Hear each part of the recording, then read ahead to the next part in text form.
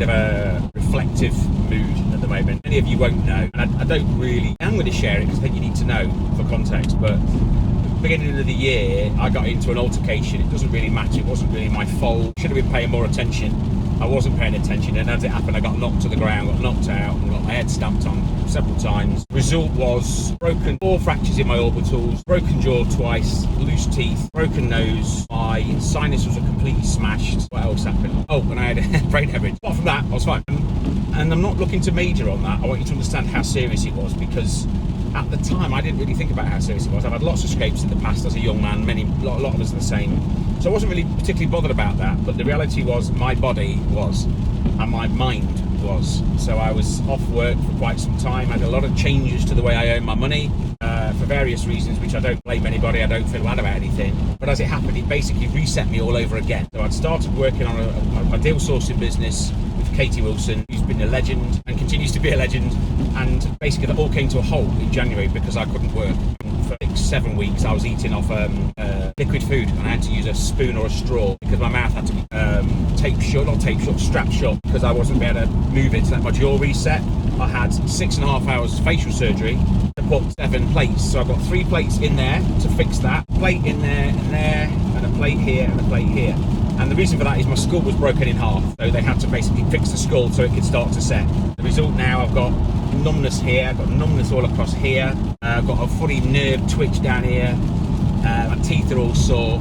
Other than that, I'm fine. My bleed on brain was fine, it's fine, no problem. But the point being, I just had to go back to nothing. And I'm like, for fuck's sake, I've had an absolute nightmare of, 3 or 4 years really, since COVID, and everything just went tits up. And I've made a post, which you may have seen, may not have seen, just talking about shit happening and the fact we've got to overcome it. But the reality is, folks, we have. Everyone says, oh, you're really inspiring me, and I appreciate that. I really do appreciate it. But ultimately, what choice do we have? The alternative is just to quit, go home and cry and let the state look after me, or let Aggie look after me. She's been unbelievable, and the stress on her has been unbelievable, because she's essentially been supporting us. My income's been so bad. Now, I don't want to major on this because obviously I'm working with investors, doing my stuff for them, they're all happy, they've paid me, they are getting what they want. But my point being, that all relies on momentum. Momentum stopped on the 3rd of January when I ended up being blue lighted to Lincoln Hospital for major surgery. Well, the surgery was at QMC. And the point is, we essentially started again from nothing. So where are we now? Absolutely lying. The challenge I've got now is I'm still tired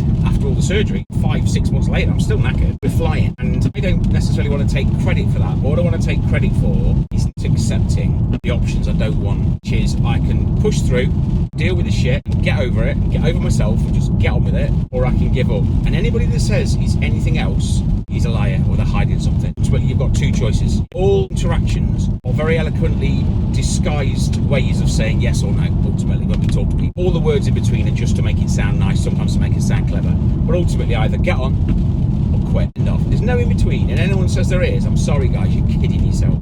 So I hope, I don't offend anybody, but I'm just saying I've been down in the wagon tracks, looking up, thinking, shit, it's dark down here. And we're slowly making our way back up out of that. I'm slowly starting to dig myself out of the challenges and get that momentum back up. And now we're in June. I've been working at it for about 6, maybe 8 weeks now. Obviously getting a lot of help from Katie Wilson. Bless her, she's an absolute gem. And some of the guys around the mastermind that Katie has with her mentorship program that she does. A lot of the guys in that mastermind group have been absolutely fantastic. Danny, again, a really good, solid guy who's been really supportive. What I'm saying to you is, in every situation where there's a negative, what is it saying is, in every negative situation there is a seed of equal or greater opportunity. Me, I've had a really bad time, and I don't suppose for 1 second it's going to be finishing anytime soon, but I've had a really bad time. But in that, it's taught me a lot about myself, and it allows me to appreciate when I'm not struggling, when I'm not suffering, and when I'm not able to work and earn money.